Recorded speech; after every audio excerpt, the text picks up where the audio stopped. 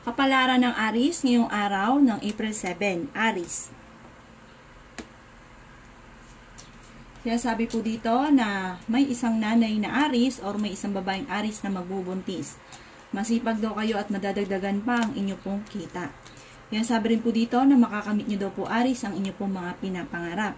Huwag ka lamang panghihinaan ng loob sa mga pagsubok.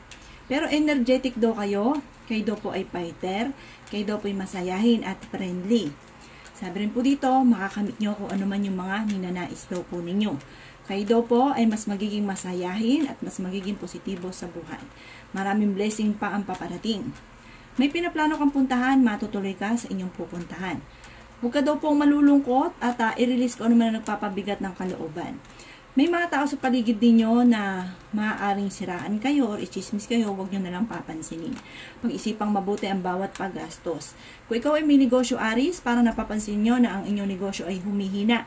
Huwag ka daw pang mag-alala, lalakas daw po ito. Parang dumadaan ka lang sa panahon dahil parang mahina ngayon. Pero magiging matagumpay ka, tsaga-tsaga lamang daw po.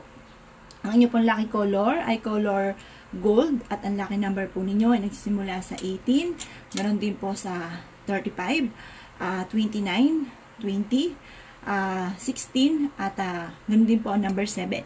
Good luck po!